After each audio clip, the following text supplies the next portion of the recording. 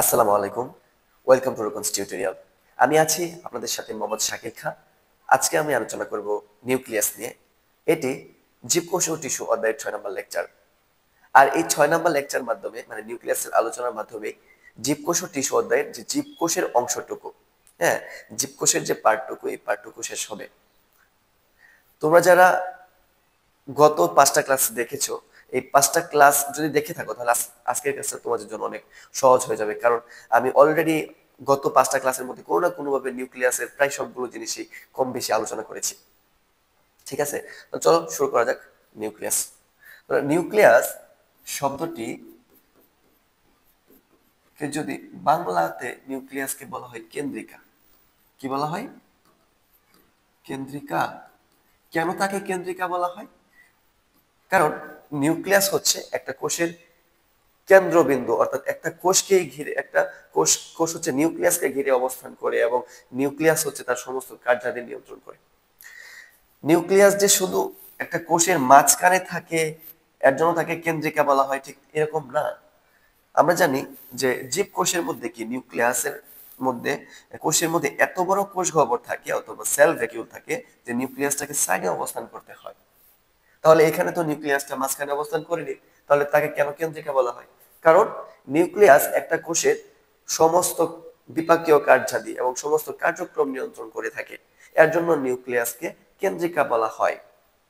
আমরা পদার্থবিজ্ঞানে ফার্স্ট ক্লাসে বলেছি, আমরা পদার্থবিজ্ঞানে পড়েছি পরমাণু হচ্ছে পদার্থের ক্ষুদ্রতম একক। আর পরমাণুর যে কেন্দ্রে থাকে, পরমাণুর কেন্দ্রে থাকে নিউক্লিয়াস। পরমাণুর কেন্দ্রে কি থাকে? নিউক্লিয়াস। ধরি এটা একটা পরমাণু, এটা হচ্ছে তার কেন্দ্র।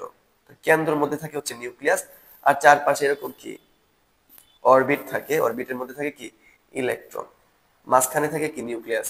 এই নিউক্লিয়াসের মধ্যে দুইটা জিনিস থাকে, প্রোটন এবং নিউট্রন। আর প্রোটন হচ্ছে ধনাত্মক চার্জযুক্ত, ইলেকট্রন ঋণাত্মক চার্জযুক্ত। আর এই প্রোটনটা কি? প্রোটনটা হচ্ছে, অর্থাৎ এই নিউক্লিয়াসের এই পরমাণুর সমস্ত ধনাত্মক চার্জ থাকে হচ্ছে নিউক্লিয়াসের মধ্যে এবং সমস্ত ভর কেন্দ্রীভূত থাকে হচ্ছে নিউক্লিয়াসের মধ্যে, এবং নিউক্লিয়াসটাকে কেন্দ্র হিসেবে ধরা হয়। ঠিক আছে, ঠিক তেমনি কোষের ক্ষেত্রেও ঠিক একই রকম, যে একটা নিউক্লিয়াস হচ্ছে একটা কোষের সমস্ত কার্যক্রম নিয়ন্ত্রণ করে থাকে। শুধু এই না যে একটা কোষের মাঝখানে নিউক্লিয়াস থাকে, অর্থাৎ কেন্দ্রের মধ্যে নিউক্লিয়াস থাকে। মূল কারণ কি? যে এই নিউক্লিয়াসটা কোষের সমস্ত কার্যক্রম নিয়ন্ত্রণ করে থাকে। অর্থাৎ নিউক্লিয়াসকে তুমি বলতে পারো যে কোষের মস্তিষ্ক। নিউক্লিয়াসকে কি বলতে পারো? নিউক্লিয়াসকে তুমি কোষের মস্তিষ্ক বলতে পারো।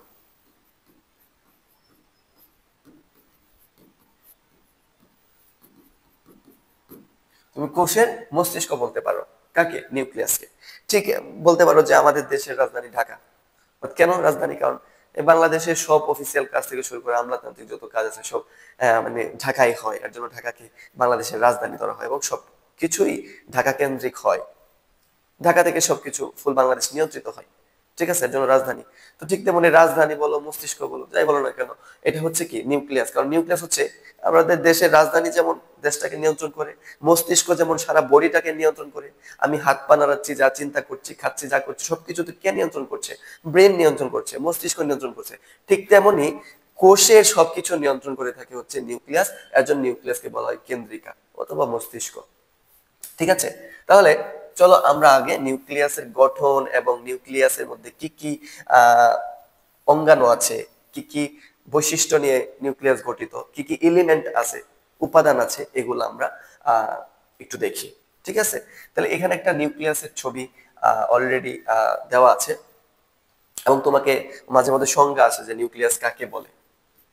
কোষের প্রোটোপ্লাজমের নির্দিষ্ট পর্দা দ্বারা বেষ্টিত ক্রোমোজোম বহনকারী সুস্পষ্ট যে অঙ্গাণুটি দেখা যায় তাকে নিউক্লিয়াস বলে। তাহলে এটা হচ্ছে একটা কোষ। এই কোষের মধ্যে কোষ ঝিল্লি, এটাকে আমি একটা কোষ ঝিল্লি আছে, একটা কোষের আবরণ, যেটাকে বলা হয় সেল মেমব্রেন অথবা কোষ ঝিল্লি। এই কোষ ঝিল্লির ভিতরে যে সজীব পদার্থ থাকে, যে তরল সজীব পদার্থ থাকে, তাকে বলা হয় প্রোটোপ্লাজম। এই প্রোটোপ্লাজমের মধ্যে একটা অঙ্গাণু থাকে, যেটা তার নিজের আরেকটা ঝিল্লি থাকে, যা দিয়ে সে বাইরের যেই সজীব পদার্থ, যে তরল পদার্থ, তা থেকে আলাদা থাকে, তাকে বলা হয় নিউক্লিয়াস। নিউক্লিয়াস। আর বাইরের যে নিউক্লিয়াস ব্যতীত প্রোটোপ্লাজমের বাকি যে অংশটুকু তাকে বলা হয় সাইটোপ্লাজম। ঠিক আছে, সাইটোপ্লাজম। আর প্রোটোপ্লাজমের মধ্যে সাইটোপ্লাজম ব্যতীত যে অংশটুকু এটা হচ্ছে কি নিউক্লিয়াস। কারণ নিউক্লিয়াসকে কেন আলাদা করা হয়? কারণ নিউক্লিয়াস সে একটা আলাদা পর্দা দ্বারা দ্বিস্তর বিশিষ্ট, কয় স্তর বিশিষ্ট? দুই স্তর বিশিষ্ট আলাদা পর্দা দ্বারা, এবং এই স্তরটা অবশ্যই কি প্রোটিন এবং লিপিড দিয়ে তৈরি। এবং দুই স্তর বিশিষ্ট একটা আবরণ দিয়ে সে নিজে এই সাইটোপ্লাজম থেকে আলাদা করে রাখে, আলাদা করে একটা কোষীয় অঙ্গাণু যার মধ্যে বংশগতি বৈশিষ্ট্য অর্থাৎ ক্রোমোজোম থাকে। এরকম এই ক্রোমাটিন জালিকা, এরকম যে পেঁচানো যে জালিকা হচ্ছে ক্রোমাটিন জালিকা, যেটা কোষ বিভাজনে এই ক্রোমাটিন জালিকা ক্রোমোজোম হয়ে গেল, আমরা পড়বো। তাহলে ক্রোমোজোম বহনকারী যে সুস্পষ্ট অঙ্গাণুটি দেখা যায়, এই সুস্পষ্ট অঙ্গাণুটিকে বলা হয় নিউক্লিয়াস। ঠিক আছে, তা নিউক্লিয়াসের মূলত দুইটা পার্ট আমরা যদি ভাগ করি, নিউক্লিয়াস, নিউক্লিয়াস। ওকে, তো নিউক্লিয়াসের তো দুইটা পার্ট, একটা হচ্ছে নিউক্লিয়ার মেমব্রেন, মানে ইংরেজিতে লিখলে এভাবে লিখতে পারি নিউক্লিয়ার মেমব্রেন, অথবা বাংলায় লিখলে নিউক্লিয়ার ঝিল্লি, নিউক্লিয়ার ঝিল্লি। তাছাড়াও এটাকে নিউক্লিয়ার এনভেলপও বলা হয়। এনভেলপ মানে আবরণ, মেমব্রেন মানে ঝিল্লি অথবা আবরণ, একই কথা। অর্থাৎ এই প্রত্যেকটা জিনিস একই কথা। অথবা কেন্দ্রিকা, কেন্দ্রিকা ঝিল্লি। ঠিক আছে, এই চারটা নামেই কিন্তু বলা যায় কাকে? এই যে আবরণটা দেখতে পাচ্ছি, এই আবরণটাকে বলা হয় নিউক্লিয়ার মেমব্রেন অথবা নিউক্লিয়ার ঝিল্লি। এই নিউক্লিয়ার মেমব্রেন এবং নিউক্লিয়ার ঝিল্লির মধ্যে আমি দেখতে পাচ্ছি যে স্থানে স্থানে এরকম ছিদ্রের মতো আছে। এই যে স্থানে স্থানে এরকম ছিদ্র, এই ছিদ্রকে বলা হয় নিউক্লিয়ার পোর বা ছিদ্র। ইংরেজিতে বলা হয় ছিদ্র, বাংলাতে বলা হয় পোর।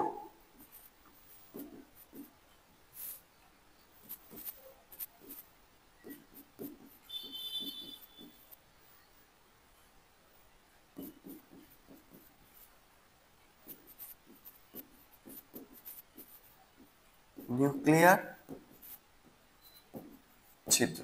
ঠিক আছে, এই নিউক্লিয়ার পোর অথবা নিউক্লিয়ার ছিদ্র দিয়ে নিউক্লিয়াসের ভেতর এবং নিউক্লিয়াসের ভেতরে যে নিউক্লিওপ্লাজম এবং সাইটোপ্লাজমের মধ্যে একটা কোষীয় উপাদানের আদান প্রদান যেন হইতে পারে, এর জন্য এরকম নিউক্লিয়ার পোর হয়। এটা আমরা একটু পরেই জানতে পারবো যে এসবের কাজ কি।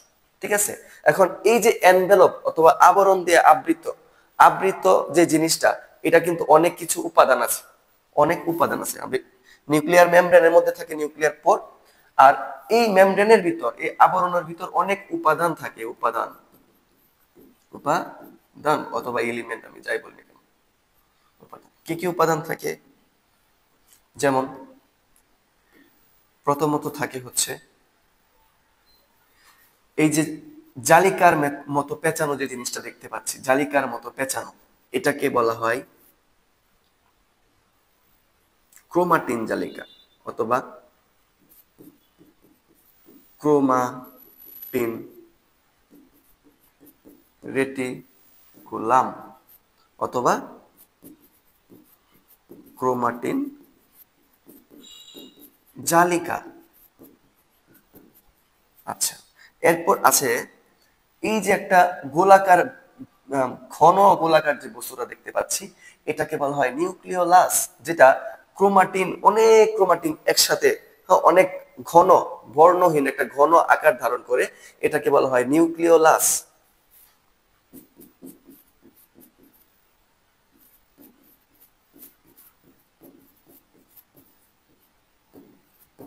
নিউক্লিওলাস, এই নিউক্লিওলাস কিন্তু আরএনএ এবং প্রোটিন দিয়ে গঠিত। ঠিক আছে, এই নিউক্লিয়াসের মধ্যে আরএনএ এবং প্রোটিন বেশি থাকে। এই নিউক্লিয়াস আরো অনেক কাজ করে, এগুলো আমরা পরে দেখব। তারপর আরো কি থাকে? এই যে নিউক্লিয়ার মেমব্রেন দিয়ে আবৃত, এর ভিতর যে তরল পদার্থ থাকে অর্থাৎ জেলির মতো থকথকে সজীব যে পদার্থ থাকে, এই পদার্থকে বলা হয় নিউক্লিওপ্লাজম। প্লাজম মানে তরল সজীব পদার্থ, আর নিউক্লিয় মানে কি, যেহেতু নিউক্লিয়াসের মধ্যে এই তরল পদার্থ, এর জন্য এটাকে বলা হয় নিউক্লিওপ্লাজম। নিউক্লিওপ্লাজম।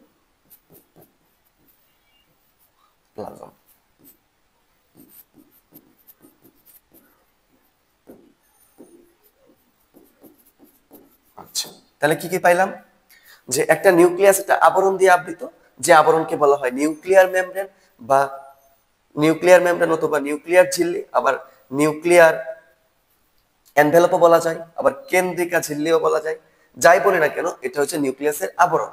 এই আবরণের মধ্যে আবার ছোট ছোট ছিদ্র থাকে, যেটার মধ্যে সাইটোপ্লাজম এবং নিউক্লিয়াসের মধ্যে মলিকুলার বস্তুর, প্রয়োজনীয় বস্তুর আদান প্রদান হইতে পারে। এটাকে বলা হয় নিউক্লিয়ার পোর বা ছিদ্র। এই এনভেলপকে ঘিরে ভিতরে যে পদার্থগুলো থাকে, যেমন ক্রোমাটিন রেটিকুলাম, নিউক্লিওলাস এবং নিউক্লিওপ্লাজম, এই বস্তুগুলো থাকে।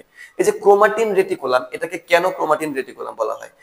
ক্রোমাটিন অথবা ক্রোমোজোম, এই যে ক্রোমাটিন, ক্রোমোজোম, আবার হচ্ছে আমরা দেখছিলাম প্লাস্টের মধ্যে প্লাস্ট, যে ক্রোমোপ্লাস্ট, এই যে ক্রোমো জিনিসটা, এই ক্রোমো দিয়ে কিন্তু বোঝানো হয় মূলত কি, এই ক্রোমো দিয়ে মূলত বোঝানো হচ্ছে বর্ণ ধারণকারী।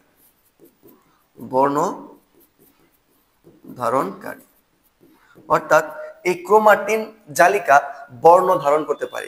রেটিকুলাম অর্থ জালিকা, যেমন এন্ডোপ্লাজমিক রেটিকুলাম, অর্থাৎ এন্ডো মানে কি ভিতরে, প্লাজমিক মানে কি প্লাজমের ভিতরে, আর রেটিকুলাম মানে কি জালিকা। এন্ডোপ্লাজমিক রেটিকুলাম কি, অর্থাৎ সাইটোপ্লাজম অথবা প্রোটোপ্লাজমের ভিতরে যে জালিকা, এটাকে বলা হয় এন্ডোপ্লাজমিক জালিকা।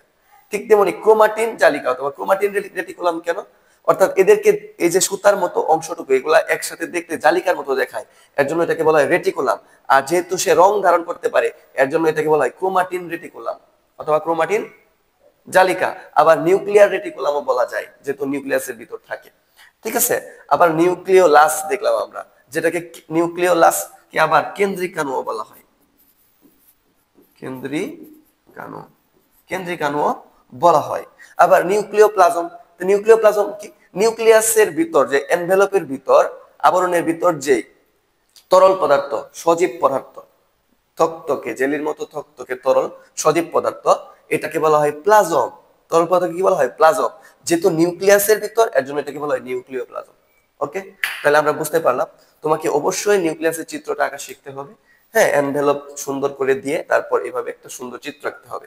আমি যদি একটু আহ এখানে একটা চিত্র আঁকি, চিত্র আঁকার আগে আমরা যদি একটু এই নিউক্লিয়াসটা দেখে নেই, তাহলে আমার মনে হয় যে তোমাদের জন্য আরো বেশি ভালো হবে।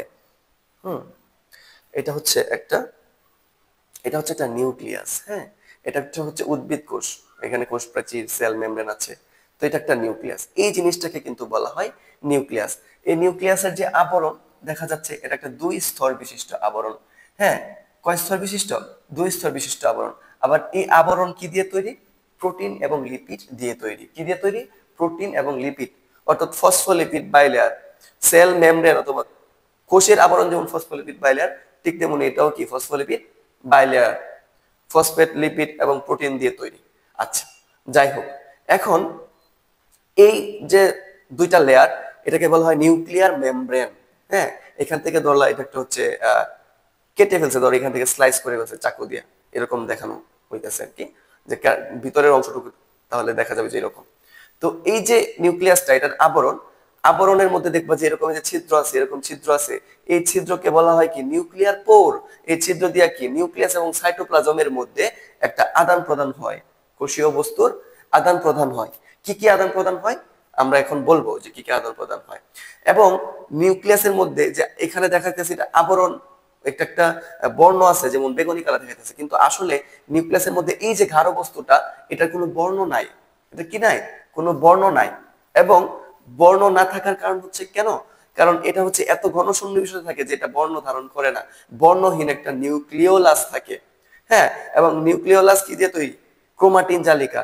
এখন এই যে আমি একটু আগে যে দেখালাম যে জালের মতো পেঁচানো জিনিস, এগুলাকে বলা হয় ক্রোমাটিন জালিকা। এখানে স্পষ্ট দেখা যাইতেছে না, এবং এর মধ্যে যে তরল পদার্থ আছে তাকে বলা হয় কি নিউক্লিওপ্লাজম। যেমন আমি একটু নিউক্লিয়ার মেমব্রেনটা যদি আমি একটু দেখাই, যে এই যে নিউক্লিয়ার মেমব্রেন, ওই যে দেখলাম যে আমরা দুইটা এখানে দেখতে পারলাম যে এই যে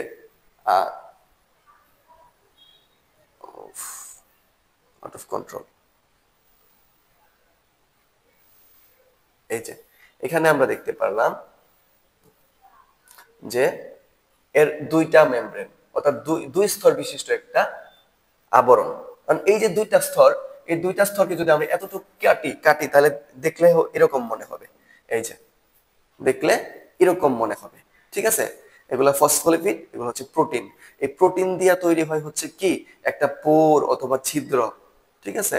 এদিক দিয়ে কি কোষীয় বস্তু আদান প্রদান করে, বিশেষ করে রাইবোজোম, প্রোটিন, হ্যাঁ এগুলো প্রোটিন, তারপর হচ্ছে এমআরএনএ, এগুলো আসা যাওয়া করে এদিক দিয়ে। আচ্ছা, তাহলে এটা বুঝতে পারলাম যে দুই স্তর বিশিষ্ট আবরণটা কেমন।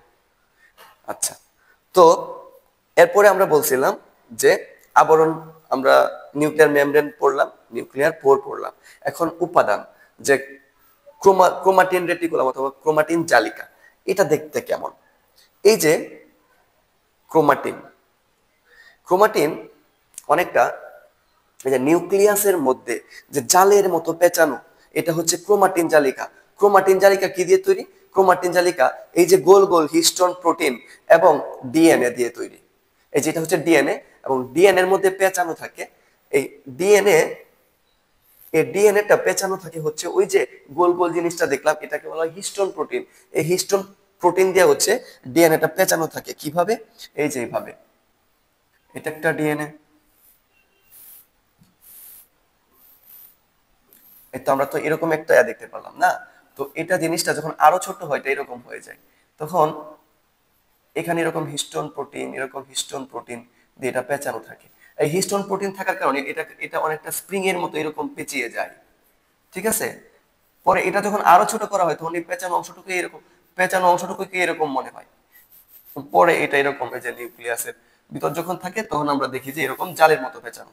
কিন্তু জালের মতো পেঁচানো যে অংশটা আমরা দেখতে পেলাম, এগুলা মূলত কি ক্রোমাটিন জালিকা। ক্রোমাটিন জালিকা কি দিয়ে তৈরি? এই যে হিস্টোন প্রোটিন এবং এই যে হিস্টোন প্রোটিন আর হচ্ছে কি ডিএনএ, এগুলো হচ্ছে ডিএনএ, যেটাকে যদি একটু বড় করা হয় তখন এটা কিরকম দেখায়। এটা আমি আবার আরেকবার তোমাদেরকে দেখাই, তাহলে বিষয়টা স্পষ্ট বুঝতে পারবে। এই যে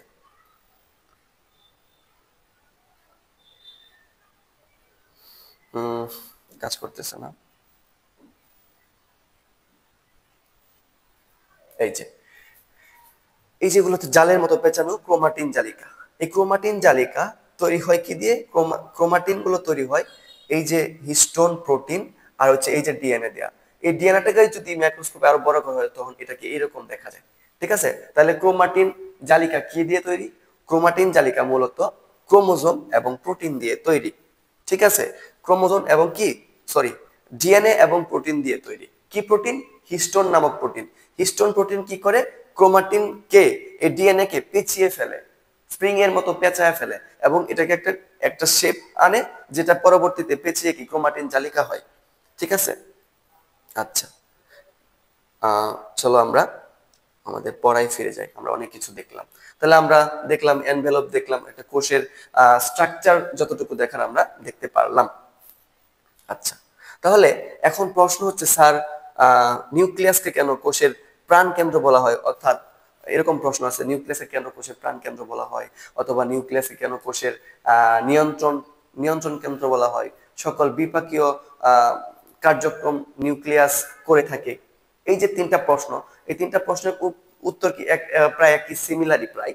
হ্যাঁ, এটা আমরা পড়িয়েছি, আগের ক্লাসেও পড়িয়েছি। এখন আবার তোমাদেরকে ইনশাল্লাহ আমি একটু বিস্তারিত পড়ানোর চেষ্টা করব। যে এটা হচ্ছে একটা কোষ, এই কোষের মধ্যে থাকে হচ্ছে কি একটা নিউক্লিয়াস, নিউক্লিয়াসের মধ্যে থাকে নিউক্লিয়ার রেটিকুলাম, আমরা একটু আগে দেখলাম, এবং একটা নিউক্লিওলাস, কি থাকে? একটা নিউক্লিওলাস। এখন এই যে নিউক্লিওলাস, এই নিউক্লিওলাস কি তৈরি করে? রাইবোজোম। কি তৈরি করে? রাইবোজোম। রাইবোজোম তৈরি করে। কে তৈরি করে? নিউক্লিওলাস, অর্থাৎ রাইবোজোম সংশ্লেষণ করে। সংশ্লেষণ, কে সংশ্লেষণ করে? এই নিউক্লিওলাস, সাথে এই নিউক্লিওলাসে থাকে আরো আরএনএ, আর নিউক্লিয়াস হচ্ছে আরএনএ আর প্রোটিনের সমন্বয়। আর রাইবোজোম ঠিক কি, রাইবোজোমের মধ্যে কি থাকে, আরএনএ। কি আরএনএ? RNA, ribosomal RNA. এটা রাইবোজোম অধ্যায়ে, রাইবোজোমের যে লেকচার, পঞ্চম লেকচারে আমি বলেছি। হ্যাঁ, এবং সাথে কি থাকে, প্রোটিনের সমন্বয়ে কি গঠিত হয়, রাইবোজোম গঠিত হয়। কোথায়? এই নিউক্লিওলাসের মধ্যে। এই নিউক্লিওলাসের মধ্যে রাইবোজোম সংশ্লেষিত হওয়ার পর এই নিউক্লিয়ারের যে পোর থাকে, এরকম ছিদ্র থাকে, এই ছিদ্র পথে সে বাইরে বের হয়ে আসে। ছিদ্র পথে কোথায় বের হয়ে আসে? বাইরে বের হয়ে আসে। বাইরে বের হয়ে আসে। এখানে আরেকটা অঙ্গাণু থাকে যেটাকে বলা হয় এন্ডোপ্লাজমিক রেটিকুলাম। আমি এখানে একটু বড় করে আঁকি, তাহলে একটু ভালো করে দেখাতে পারবো। এটা একটা নিউক্লিয়াস, এবং নিউক্লিয়াসের মধ্যে অনেক এরকম, এই মেমব্রেনের মধ্যে এরকম অনেক ছিদ্র থাকে। বিষয়টাকে এইভাবে আমি একে দেখাই, তাহলে সবচেয়ে বেশি ভালো হবে। যেহেতু একটা দ্বিস্তর বিশিষ্ট আবরণ, এর জন্য আমি একটা দ্বিস্তর বিশিষ্টই দিলাম। ঠিক আছে, এরকম একটা নিউক্লিয়াস। আর নিউক্লিয়াসের এগুলো হচ্ছে ধরো এরকম ছিদ্র বা রন্ধ্র অথবা পোর। হ্যাঁ, তো নিউক্লিয়াসের আবরণ থেকে কিন্তু তৈরি হয় এন্ডোপ্লাজমিক রেটিকুলাম। এটা মনে রাখতে হবে। নিউক্লিয়াসের কোন জায়গা থেকে? নিউক্লিয়াসের আবরণ থেকে তৈরি হয় এন্ডোপ্লাজমিক রেটিকুলাম। এরকম রেটিকুলাম তৈরি হয়।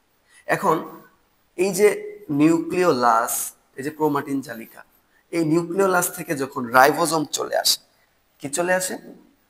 রাইবোজোম। এখান থেকে রাইবোজোম বের হয়ে আসে। বের হয়ে এই যে এন্ডোপ্লাজমিক রেটিকুলাম, এন্ডোপ্লাজমিক রেটিকুলামের গায়ে লেগে যায়। রাইবোজোম বের হয়ে সংশ্লেষণ হয় কোথায়? নিউক্লিওলাসে। নিউক্লিওলাসে সংশ্লেষণ হওয়ার পরে রাইবোজোম এই যে নিউক্লিয়ার রন্ধ্র অথবা নিউক্লিয়ার পোর, ছিদ্র যেটাই বলি না কেন, ওইটা দিয়ে বাইরে বের হয়ে আসে। আসার পর যে এই যে নিউক্লিয়ার মেমব্রেন থেকে সৃষ্টি হওয়া এন্ডোপ্লাজমিক রেটিকুলাম তার গায়ে লেগে যায়, তার গায়ে এরকম লেগে যায়। এখন কাছের এন্ডোপ্লাজমিক রেটিকুলাম গুলোতে এরকম এই রাইবোজোম লেগে যায়, কিন্তু দূরের গুলোতে লাগার আগে সে কি আরো সাইটোপ্লাজমে ছড়িয়ে পড়ে। এর জন্য রাইবোজোমকে দুই ভাগে বিভক্ত করা হয়েছে। কি কি? একটা হচ্ছে কি মুক্ত রাইবোজোম, আর হচ্ছে বদ্ধ রাইবোজোম। যে রাইবোজোমটা এন্ডোপ্লাজমিক রেটিকুলামের গায়ে লেগে থাকে সেটারে বলা হয় বদ্ধ, আর যেগুলো সাইটোপ্লাজমে ছড়ানো থাকে এগুলোকে বলা হয় মুক্ত রাইবোজোম। ঠিক আছে, তো এই রাইবোজোমটা মূলত কি করে? আমরা রাইবোজোমের পঞ্চম যে লেকচার এটাকে বলেছি যে কিভাবে আমরা দেখিয়েছি কিভাবে এটা প্রোটিন সংশ্লেষণ করে। প্রয়োজন এখানে একটু ছোট করে দেখাবো। ঠিক আছে, তাহলে দেখা গেল কি রাইবোজোমটা নিউক্লিওলাসে সংশ্লেষিত হওয়ার পর এটা এন্ডোপ্লাজমিক রেটিকুলামে চলে আসছে। এখন এই যে ক্রোমাটিন জালিকা, ক্রোমাটিন রেটিকুলাম, এই ক্রোমাটিন রেটিকুলাম মূলত কি দিয়ে তৈরি? মূলত আমরা একটু আগে দেখলাম যেটা ডিএনএ, এরকম ডিএনএ পেঁচানো থাকে। এটাকে ছোট করলে আরো এরকম হয়, তখন এটার মধ্যে এরকম হিস্টোন প্রোটিন এরকম পেঁচানো থাকে। হ্যাঁ, এরকম পেঁচানো থাকে, পেঁচানো পরে এটা মূলত এরকম পেঁচানো থাকে। আরো ছোট করলে এটা এরকম হয়, তখন এটাকে এরকম হিবিজিবি দেখায়। হ্যাঁ, এরকম এই যে এরকম হিবিজিবি দেখায়। এটাই ক্রোমাটিন জালিকা। একটু বড় করলে এরকম, আর একটু বড় করলে এরকম। এটা পেজ যদি খোলা হতো তাহলে এটাকে দেখা যেত এরকম। এটা হচ্ছে হিস্টোন প্রোটিন। এটা কি? Histone protein. হিস্টোন প্রোটিনের কাজ কি? এই যে ডিএনএ, এই ডিএনএ কে পেঁচায়। হিস্টোন প্রোটিনের কাজ কি? ডিএনএ কে পেঁচানো। আর এই হিস্টোন প্রোটিনের সাথে কি থাকে? এই যে এগুলো হচ্ছে ডিএনএ। এটাকে বড় করলে এরকম হয়। আরো যদি বড় করা হয় তখন এটা স্ট্রাকচার হবে এরকম।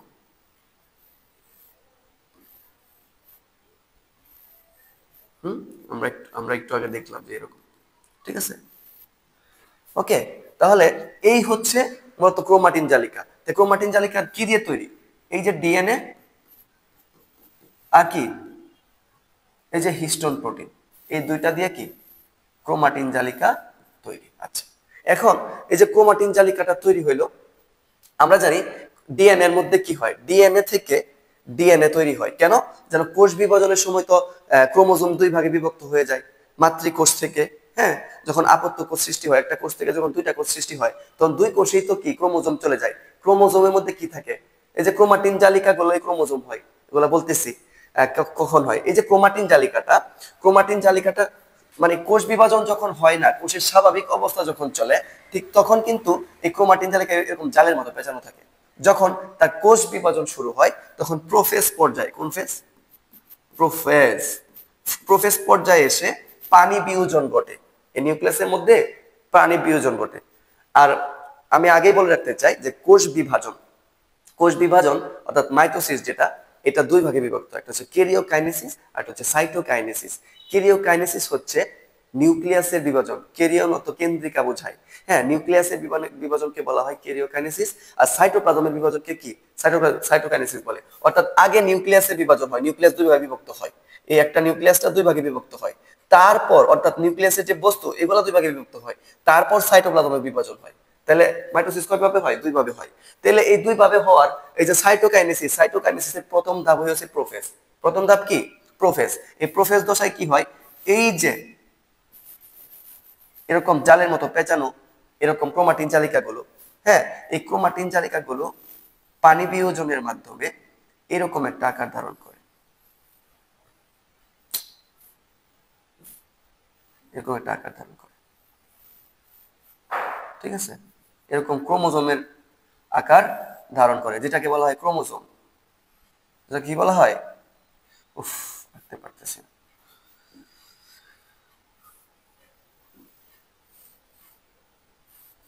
আচ্ছা, এই ক্রোমোজোমের মধ্যে কিন্তু ক্রোমাটিন জালিকা থাকে, যেটা আমরা বুঝি না, যে যে এরকম করে থাকে, যে এরকম, যে এরকম, কিন্তু এরা একসাথে হইয়া পানি বিয়োজনের কারণে এরকম খাটো এবং মোটা হয়ে যায়, ঠিক আছে? এগুলো হচ্ছে ক্রোমাটিন জালিকা। ক্রোমাটিন জালিকা একসাথে হয়ে কিন্তু এই ক্রোমাটিন জালিকা গুলাই কিন্তু ক্রোমোজোম হয়। এখান থেকে এই সুতাটা টান দিলে যে অবস্থা হবে, আবার ক্রোমাটিন জালিকা থেকে টান দিলেও এই অবস্থা, অর্থাৎ এই একই শেপ হবে। এখান থেকে এরকম সুতার মতো যেগুলো দেখা যাচ্ছে, এটা টান দিলে যেরকম এরকম একটা শেপ আসবে হিস্টোন প্রোটিন এবং ডিএনএ। এখান থেকে ওই ক্রোমাটিন জালিকা থেকে যখন তুমি সুতার মতো অর্থাৎ কি এটাকে বড় করবো, তখন এরকম হিস্টোন প্রোটিন এবং ডিএনএ এর একটা সমন্বয় পাবো। অর্থাৎ দুইটা একই, সেমই, পর্যায় ভিন্ন, অবস্থান ভিন্ন, গঠন ভিন্ন। কেন? কারণ এটা যখন কোষ বিভাজন হয় না, তখন এটার রং ধারণ, তখন এটা এরকম জালের মতো পেঁচানো থাকে। কিন্তু যখন কোষ বিভাজন শুরু হয়, এই নিউক্লিয়াসের মধ্যে পানি বিয়োজন ঘটে, তখন এই ক্রোমাটিন জালিকাগুলো একীভূত হতে থাকে হিস্টোন প্রোটিনের কারণে। এরা একীভূত চাপা হতে থাকে, আরো পেঁচানো হতে থাকে। পেঁচানো হওয়ার কারণে কি হয়, এগুলো আরো ঘন হয়, ঘন হইতে হইতে এরকম একটা ক্রোমোজোমের আকার ধারণ করে, ঠিক আছে? খাটো এবং মোটা হয়ে কি আকার ধারণ করে? ক্রোমোজোমের আকার ধারণ করে, ঠিক আছে? তো আমি বুঝতে পারলাম যে ক্রোমাটিন জালিকা আর ক্রোমোজোমের মধ্যে মানে পার্থক্য কি। অর্থাৎ এরা একই, কিন্তু এদের ফেজ ভিন্ন। যখন কোষ সাধারণ অবস্থায় থাকে, তখন এটাকে বলা হয় ক্রোমাটিন জালিকা, কিন্তু কোষ যখন কোষ বিভাজন শুরু করে, তখন এটাকে বলা হয় কি? এটাকে বলা হয় ক্রোমোজোম। আচ্ছা, ওইটা আবার কোষ বিভাজন অধ্যায়ে সুন্দর করে আলোচনা করা যাবে, তা আজকে আর ওইটা ওই দিকে যাব না। তাহলে এই যে ক্রোমোজোম অর্থাৎ ক্রোমাটিন জালিকা, এর মধ্যে কি থাকে? ডিএনএ। কি থাকে? ডিএনএ। আমি এর আগের ক্লাসেও বলছি যে ডিএনএ ডিএনএ ডিএনএ থেকে যখন ডিএনএ হয়, এটাকে বলা হয় রেপ্লিকেশন। কেন হয় ডিএনএ থেকে ডিএনএ? ডিএনএ থেকে ডিএনএ কোন জায়গায় হয়? কোষ বিভাজনের সময় হয় না? কোষ বিভাজনের সময় হয় না।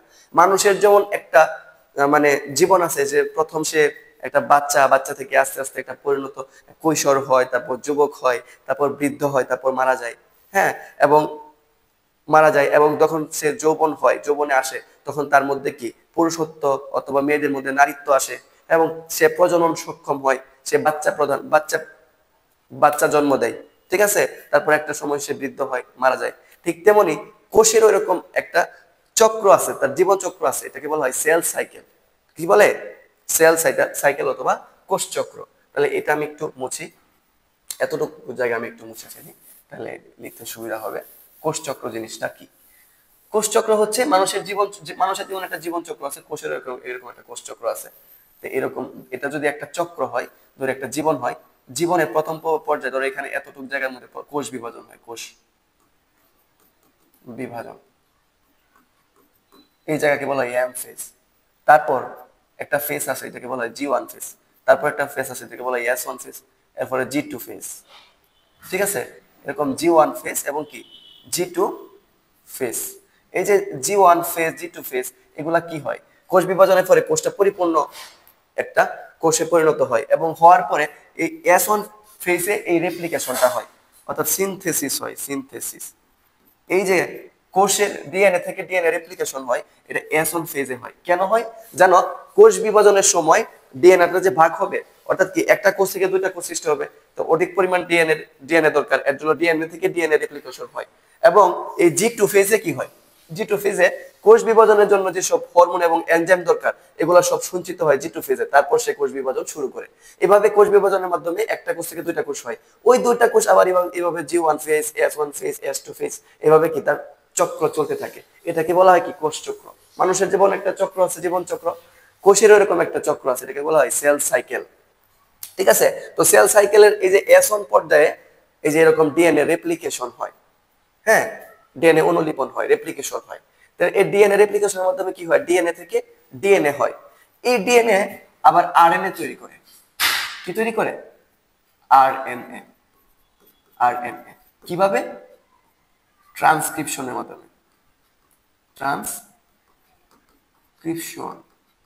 ট্রান্সক্রিপশনের মাধ্যমে আরএনএ তৈরি করে। ডিএনএটা তো দেখতে এরকম, তাই না? এর থেকে আবার ডিএনএ, কিন্তু ডিএনএ থেকে আরএনএ হয়, সিঙ্গেল স্ট্র্যান্ড বিশিষ্ট একটা আরএনএ হয়। ঠিক আছে? ওই আরএনএ থেকে আবার প্রোটিন হয়। আরএনএ থেকে কি হয়? প্রোটিন। আর এই যে প্রোটিন হওয়ার প্রসেস, এটাকে বলা হয় ট্রান্সলেশন।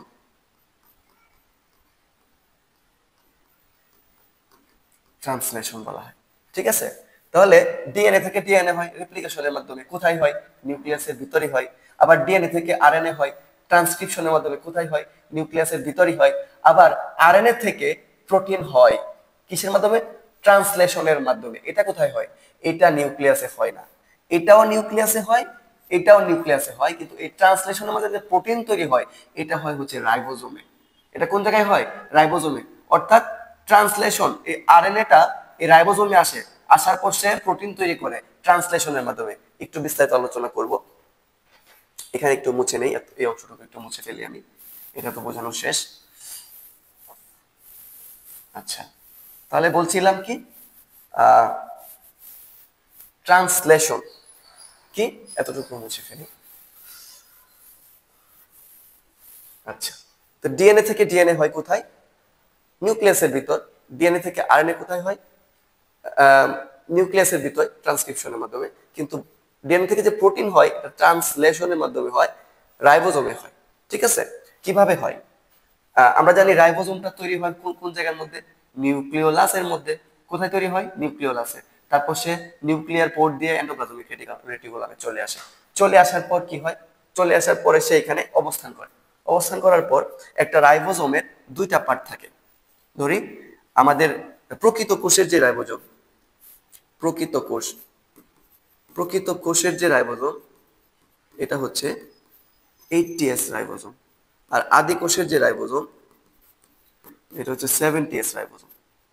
ঠিক আছে? যেহেতু আমরা কোষীয় অঙ্গাণু অনেক কিছু নিয়ে আলোচনা করছি, এখন প্রকৃত কোষ নিয়েই আলোচনা করছি। তো প্রকৃত কোষের রাইবোজোম, এই যে 80S রাইবোজোম, এটা কিন্তু দুইটা সাব ইউনিট দিয়ে গঠিত হয়। কি কি সেই দুইটা সাব ইউনিট? একটা হচ্ছে 60S আর একটা হচ্ছে 40S। এই দুইটা সাব ইউনিট দিয়ে গঠিত হয় কি? 80S ribosome. তো রাইবোজোম, এই যে সাব ইউনিট গুলো, এই সাব ইউনিট গুলো কোনো সময় একসাথে থাকে না, আলাদা আলাদা থাকে। যখন প্রোটিন সংশ্লেষণ হবে, অর্থাৎ ট্রান্সলেশনের মাধ্যমে প্রোটিন তৈরি হবে, তখনই এই যে রাইবোজোম একসাথে হয়, দুইটা সাব ইউনিট একসাথে হয়। ধরলাম এটা একটা সাব ইউনিট, এটা একটা সাব ইউনিট, এরা দুইটা সাব ইউনিট একসাথে হবে। এটা কি আছে? এটা একটা রাইবোজোম আছে, রাইবোজোম। ঠিক আছে? এখন এই যে ট্রান্সক্রিপশনের মাধ্যমে ডিএনএ থেকে প্রোটিন হয়, আমরা জানি কয় ধরনের প্রোটিন হয়? প্রোটিন কিন্তু হয় প্রায় 4 ধরনের প্রোটিন হয়। যেমন আরএনএ, তারপর এমআরএনএ, তারপরে হচ্ছে কি টিআরএনএ, তারপর হচ্ছে মাইনর আরএনএ। ঠিক আছে? এরকম আরএনএ হয়। এই যে আরআরএনএ, এটাকে বলা হয় রাইবোজোমাল আরএনএ। অর্থাৎ আরআরএনএ এর কাজ হচ্ছে রাইবোজোম তৈরি করা। একটু আগে দেখাইছিলাম আরআরএনএ এর কাজ কি? রাইবোজোম তৈরি করা। এমআরএনএ এর কাজ, এমআরএনএ হচ্ছে মেসেঞ্জার আরএনএ। মেসেঞ্জার মানে কি? মানে বার্তা বহন করে। যে অর্থাৎ যে আরএনএ ডিএনএ থেকে জিন অথবা কোডন নিয়ে বার্তা বহন করে যে একটা কোষের বৈশিষ্ট্য কেমন হবে, একটা প্রাণীর চুলের রং থেকে শুরু করে, স্বভাব থেকে শুরু করে, চরিত্র থেকে শুরু করে তার আচার আচরণ কেমন হবে, এসব কিন্তু জিন জিন অর্থাৎ একটা প্রাণীর বংশগত বৈশিষ্ট্য বৈচিত্র্য এগুলা ধারণ করে কি জিন। হ্যাঁ, তো ওই যে জিন, এই জিনের যে জায়গার মধ্যে ধারণ করে এটা মূলত এই বার্তাটা মূলত বহন করে হচ্ছে এমআরএনএ। কে বহন করে? এমআরএনএ, যে এই যে পাঠ করতে হবে। আচ্ছা ঠিক আছে, তাহলে আরএনএ, এমআরএনএ, টিআরএনএ আর মাইক্রো আরএনএ। আরএনএ কি? আরএনএ মূলত কি তৈরি করে? রাইবোজোম, রাইবোজোম তৈরি করে, রাইবোজোমাল আরএনএ। এমআরএনএ কি? মেসেঞ্জার আরএনএ, যে বার্তা বহন করে, অর্থাৎ জেনেটিক কোডের মধ্যে যে জিনের যে বৈশিষ্ট্য সে বহন করেছে মেসেঞ্জার আরএনএ। আর টিআরএনএ কি? Transfer RNA. একই করে এই টিআরএনএ অ্যামিনো অ্যাসিডকে নিয়ে আসে রাইবোজোমের কাছে, যে অ্যামিনো অ্যাসিড কি করে, তারপরে অনেকগুলো অ্যামিনো অ্যাসিড একসাথে পেপটাইড বন্ধন গঠন করে পেপটাইড, পলিপেপটাইড হয়। এই পলিপেপটাইড আর এমআরএনএ মিলে হয় হচ্ছে প্রোটিন। কি হয়? প্রোটিন। আচ্ছা, তাহলে কিভাবে কাজটা করে? ধরে এই যে এমআরএনএ, আরএনএ তো সিঙ্গেল স্ট্র্যান্ড যুক্ত একটা এমআরএনএ আসে, আসার পর এমআরএনএ আসে, আর রাইবোজোমাল আরএনএ তো দিয়ে তো রাইবোজোমই তৈরি হয়েছে। আর টিআরএনএ, টিআরএনএ কি করে? অ্যামিনো অ্যাসিড নিয়ে আসে। ওই অ্যামিনো অ্যাসিড, একটা অ্যামিনো অ্যাসিড আরেকটা অ্যামিনোর সাথে মিলে তৈরি কি করে? একটা বন্ধনে, যে বন্ধনের মাধ্যমে আবদ্ধ হয় এটাকে বলা হয় পেপটাইড বন্ধন। পেপটাইড বন্ধন। হ্যাঁ, আর অনেকগুলা অ্যামিনো অ্যাসিড যখন একসাথে যুক্ত হয় এটাকে কি বলা হয়? পলিপেপটাইড। তাহলে এই যে অ্যামিনো অ্যাসিড কে নিয়ে আসে? আরএনএ, টিআরএনএ নিয়ে আসে। আর এই টিআরএনএ, এই অ্যামিনো অ্যাসিড আর এই যে মেসেঞ্জার আরএনএ, এমআরএনএ যে বার্তা, এটা একসাথে মিলে তৈরি করে এরকম পেঁচানো প্রোটিন। তাহলে এটা কোন জায়গায় তৈরি হয়? রাইবোজোমে তৈরি হয়। কার মাধ্যমে? এমআরএনএ, টিআরএনএ, আরআরএনএ এসবের মাধ্যমে।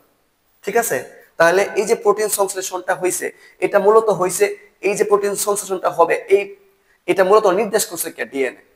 ডিএনএ থেকে ডিএনএ তৈরি হয়, ডিএনএ থেকে আরএনএ তৈরি হয়, প্রোটিন তৈরি হয়, প্রোটিন থেকে হরমোন এনজাইম তৈরি হয়। এই হরমোন আর এনজাইম দিয়ে কিন্তু মানুষের শরীরের ক্রিয়া কার্যক্রম থেকে শুরু করে গঠন সবকিছু এই প্রোটিন কি করে? গঠন গঠন করে। একটা মানুষের গঠনিক বস্তু হিসেবে, উপাদান হিসেবে প্রোটিন কাজ করে। আবার হরমোন এবং এনজাইমের মাধ্যমে বিক্রিয়া, সকল কোষের মধ্যে, প্রাণীর মধ্যে যত ক্রিয়া বিক্রিয়া আছে এগুলো কিন্তু নিয়ন্ত্রণ করে থাকে কে? এই প্রোটিন। ঠিক আছে, কারণ হরমোন, গ্রোথ হরমোনের মাধ্যমে একটা মানুষের শরীরের গ্রোথ কেমন হবে, হ্যাঁ, একটা শরীরের শরীর স্বাস্থ্য কেমন হবে, এটা নিয়ন্ত্রিত হয়। যেমন টেস্টোস্টেরন, ইস্ট্রোজেনের মাধ্যমে পুরুষত্ব প্রকাশ পায়, টেস্টোস্টেরনের মাধ্যমে পুরুষত্ব প্রকাশ পায়, ইস্ট্রোজেন প্রজেস্টেরনের মাধ্যমে কি একটা মেয়ের নারীত্ব প্রকাশ পায়। ঠিক আছে, তাহলে এই যে এগুলা কোন জায়গা থেকে আসে? প্রোটিন। অর্থাৎ এগুলা, যে প্রোটিন কোন জায়গা থেকে আসছে? আরএনএ থেকে। আরএনএ কোন জায়গা থেকে আসছে? ডিএনএ থেকে। অর্থাৎ এগুলা, এই যে ডিএনএ, ডিএনএ কোন জায়গায় থাকে? ডিএনএটা থাকে হচ্ছে মূলত এই নিউক্লিয়াসের কিসের, কোন জায়গার মধ্যে? ক্রোমোজোম অথবা ক্রোমাটিন জালিকার মধ্যে। ঠিক আছে, আর এই যে এত তাহলে এত কিছু কে নিয়ন্ত্রণ করতেছে? এই ডিএনএ অথবা ক্রোমাটিন জালিকা। সে কোথায় আছে? নিউক্লিয়াসের মধ্যে। এর জন্য নিউক্লিয়াসকে বলা হয় কি? কোষের প্রাণ কেন্দ্র, অর্থাৎ সকল বিভাগীয় কার্যক্রম নিয়ন্ত্রণকারী, অর্থাৎ কি কোষের নিয়ন্ত্রণ কেন্দ্র। যত কিছুই বলা হয় না কেন, এই নিউক্লিয়াসকে বলা হয় কেন? কারণ এই যে এই যে ডিএনএ, ডিএনএটাই মূলত কোন জায়গায় থাকে? নিউক্লিয়াসের ভিতর থাকে। হুম, যেখানে কি বংশগতির বৈশিষ্ট্য বহন করা হয়। আর এই বংশগতির বৈশিষ্ট্যই কি এক পরম্পরা থেকে অন্য পরম্পরা, অর্থাৎ বাবা থেকে পুত্র, মা থেকে পুত্র, মেয়ে, এই সন্তান সন্ততিতে যায় কিসের মাধ্যমে যায়? এই ক্রোমোজোম, ক্রোমোজোমের মাধ্যমে যায়। ক্রোমোজোমের মধ্যে কি আছে? ক্রোমোজোমের মধ্যে ডিএনএ আর হিস্টোন প্রোটিন আছে। আর ডিএনএ এর মধ্যে কি আছে? এই ডিএনএ এর মধ্যে এই বংশগতির বৈশিষ্ট্য আছে। ঠিক আছে, এর জন্য ক্রোমোজোমকে বংশগতির বৈশিষ্ট্য বলা হয়। আবার ডিএনএ, ডিএনএ ওকে বংশগতি বৈশিষ্ট্য বহনকারী বলা হয়। কেন? কারণ ক্রোমোজোমের মধ্যেই তো ক্রোমাটিন জালিকা, আর ক্রোমাটিন জালিকার মধ্যেই তো ডিএনএ, কারণ ক্রোমাটিন জালিকা তো তৈরি হয়েছে ডিএনএ দিয়া।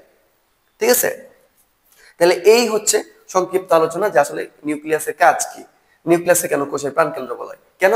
কারণ প্রোটিন তৈরি থেকে শুরু করে, আরএনএ তৈরি থেকে শুরু করে, রাইবোজোম তৈরি থেকে শুরু করে, এমনকি এন্ডোপ্লাজমিক রেটিকুলাম, হ্যাঁ, এই কোষের কি মেমব্রেন থেকে, নিউক্লিয়াসের মেমব্রেন থেকে সৃষ্টি হয়।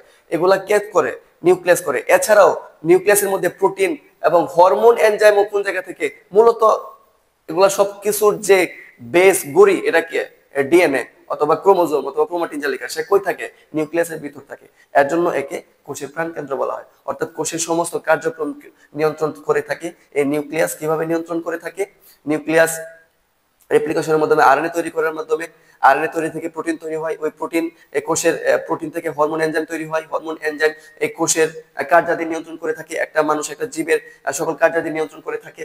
এর জন্য একে কোষের প্রাণকেন্দ্র বলা হয়, অথবা একে নিয়ন্ত্রণকারী বলা হয়, বিপাকীয় কার্যক্রম নিয়ন্ত্রণকারী বলা হয়। ঠিক আছে, এই প্রশ্নের উত্তরগুলো এভাবে গুছিয়ে লিখলেই হয়ে যাবে। আশা করি তোমরা বুঝতে পেরেছো, মানে তাড়াতাড়ি বলার চেষ্টা করেছি। এখান থেকে ইম্পর্টেন্ট প্রশ্ন আছে যে একটা নিউক্লিয়াসের গঠন ব্যাখ্যা করো। তো নিউক্লিয়াসের গঠন ব্যাখ্যা করতে বললে তোমাকে কিন্তু সুন্দর করে নিউক্লিয়াসের গঠন ব্যাখ্যা করতে হবে। ধরি আমি একটা নিউক্লিয়াস আঁকি। হুম, ধরি একটা একটা নিউক্লিয়াস। ঠিক আছে, এটা হচ্ছে নিউক্লিয়াসের আবরণ, হচ্ছে নিউক্লিয়াসের আবরণ, নিউক্লিয়াসের আবরণ। ঠিক আছে, আর এই যে ফাঁকা ফাঁকা এগুলো হচ্ছে নিউক্লিয়ার রন্ধ্র বা ছিদ্র বা নিউক্লিয়ার পোর।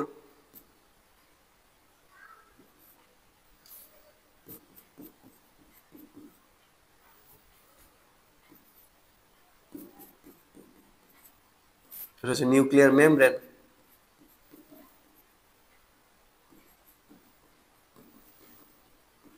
আর নিউক্লিয়াসের মধ্যে থাকে কি?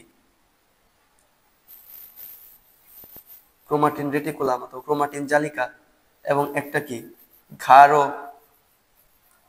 মানে রংহীন বর্ণহীন একটা পদার্থ, নিউক্লিওলাস। তাহলে এগুলো হচ্ছে ক্রোমাটিন জালিকা, ক্রোমাটিন রেটিকুলাম, আর এটা হচ্ছে নিউক্লিওলাস। আর নিউক্লিয়াসের ভিতর যে জেলির মতো থকথকে পদার্থ বা প্লাজম, এটাকে বলা হয় নিউক্লিওপ্লাজম। ঠিক আছে, এই তো এইভাবে যদি দাও মোটামুটি চিত্র হয়ে যাবে। এবং অনেক হচ্ছে গ্র্যানুলস থাকে নিউক্লিয়াসের মধ্যে, নিউক্লিক অ্যাসিড, আরএনএ এগুলো থাকে। ঠিক আছে, তাহলে এইভাবে দিলে মোটামুটি নিউক্লিয়াস হয়ে যাবে, সাথে একটা এন্ডোপ্লাজমিক রেটিকুলাম ছোট করে এঁকে দিলেই হয়। ঠিক আছে, এটা হচ্ছে নিউক্লিয়াসের গঠন। আরেকটা জিনিস ইম্পর্টেন্ট আছে, এটা হচ্ছে ক্রোমোজোমের গঠন। ক্রোমোজোমের গঠন আঁকতে বলে, ক্রোমোজোমের গঠন আঁকতে বললে সুন্দর করে এইভাবে ক্রোমোজোমের গঠন আঁকবা, এইভাবে।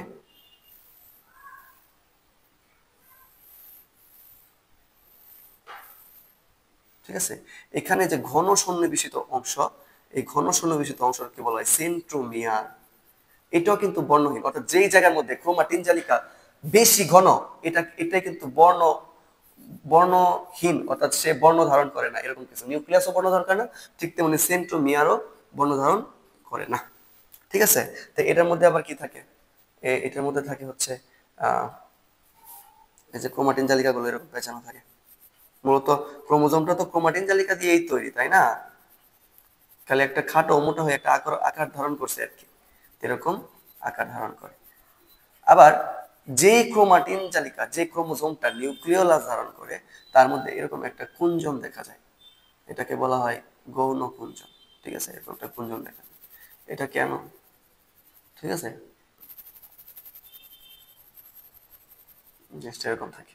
এখন এটা হচ্ছে সেন্ট্রোমিয়ার, সেন্ট্রোমিয়ার।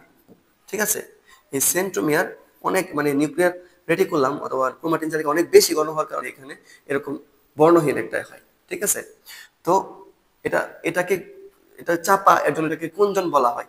যেটা এটা মাঝখানে থাকে এজন্য এটাকে মুখ্য কুঞ্চনও বলা হয়। সেন্ট্রোমিয়ার এই অংশটাকে মুখ্য কুঞ্চনও বলা হয়, মুখ্য কুঞ্চন। আর এই যে এখানে যে কুঞ্চনটা, খাঁজটা, যে ভাঁজটা, এটাকে বলা হয় গৌণ কুঞ্চন বা সেকেন্ডারি কুঞ্চন। ঠিক আছে, আর এটাকে বলা হয় স্যাটেলাইট। এই স্যাটেলাইট ক্রোমোজোমটা মূলত এই নিউক্লিওলাসের সাথে যে ক্রোমোজোম লেগে থাকে, এটাকে বলা হয় স্যাটেলাইট ক্রোমোজোম। একমাত্র স্যাটেলাইট ক্রোমোজোমের মধ্যে এরকম থাকে, স্যাটেলাইট। ঠিক আছে, আর এই এই প্রত্যেকটাকে বলা হয় ক্রোমাটিড, ক্রোমাটিড। আর এটাকে এটার সিস্টার ক্রোমাটিড বলা হয়, অর্থাৎ পরস্পরে একটা আরেকটার কি sister chromatid, chromatid, sister chromatid. ঠিক আছে, তাহলে এইভাবে এতটুকু আঁকলেই ক্রোমোজোম এবং নিউক্লিয়াসের অঙ্কন হয়ে যাবে ইনশাল্লাহ।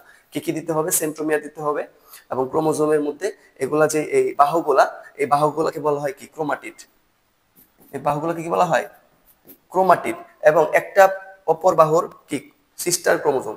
এটা এটার সিস্টার ক্রোমোজোম, এটা এটার সিস্টার ক্রোমোজোম, অর্থাৎ একটা ক্রোমোজোমের একটা অপরটার বাহু সিস্টার ক্রোমোজোম। এখন যদি এখানে আরেকটা ক্রোমোজোম থাকতো, ধরি এটা আরেকটা বড় ক্রোমোজোম, এই ক্রোমোজোম আর এই ক্রোমোজোমের বাহু কিন্তু সিস্টার ক্রোমোজোম না, এটা আলাদা। অর্থাৎ প্রত্যেকটা বাহু একটা আরেকটার কি? সিস্টার ক্রোমোজোম, অর্থাৎ sister chromatid, not chromosome, sister chromatid. তো এই যে ক্রোমাটিড, বাহু, তারপর হচ্ছে সেন্ট্রোমিয়ার মাঝখানে থাকে, এটাকে মুখ্যকুঞ্চন বলা হয়। এখানে যেই ভাঁজ, এটাকে গণকুঞ্চন বলা হয়। এখানে একটা এরকম যদি গোলাকার থাকে অগ্রভাগে, একদম কি একদম অগ্রভাগে, এটাকে বলা হয় স্যাটেলাইট। এটা কোন কোষে থাকে, এটা কোন জায়গায় থাকে, কোন ক্রোমোজোমে থাকে? যে ক্রোমোজোম শুধু নিউক্লিয়াসের সাথে লাগানো থাকে, এই ক্রোমোজোমে থাকে, অন্য কোনো ক্রোমোজোমে থাকে না। এই তো হয়ে গেল। এছাড়াও প্রশ্ন আসে কি, ওই যে বললাম কেন কোষের প্রাণ কেন্দ্র বলা হয়, বিপাকীয় নিয়ন্ত্রণ কেন্দ্র বলা হয়, বিপাকীয় কার্যাবলী নিউক্লিয়াসে সম্বন্ধিত হয়, কারণ ওই যে নিউক্লিয়াস থেকে ডিএনএ হয়, ডিএনএর মধ্যে বংশগতি বৈশিষ্ট্য থাকে, যেটা কোষ বিভাজনে অংশগ্রহণ করে, এবং কোষ থেকে কোষের মধ্যে যে কোষীয় কোষীয় বৈশিষ্ট্যের অথবা জীবের বৈশিষ্ট্যের বৈচিত্র্যের যে আদান প্রদান হয়, এটা ওই নিউক্লিয়াসের মাধ্যমে হয়, নিউক্লিয়াসের ডিএনএর মাধ্যমেই হয়। ঠিক আছে? ওই জিনের মাধ্যমে হয়, ডিএনএ তে যে জিন থাকে ওই জিনের মাধ্যমেই হয়। আবার সে রাইবোজোম তৈরি করে, আবার এই রাইবোজোমের মধ্যে প্রোটিন সংশ্লেষণ হয়, ওই প্রোটিন থেকে এই হরমোন এবং এনজাইম তৈরি হয়। এই হরমোন এবং এনজাইমে কি করে? আবার আমাদের সকল কার্যাদি নিয়ন্ত্রণ করে। এর জন্য এই কোষকে কি বলে?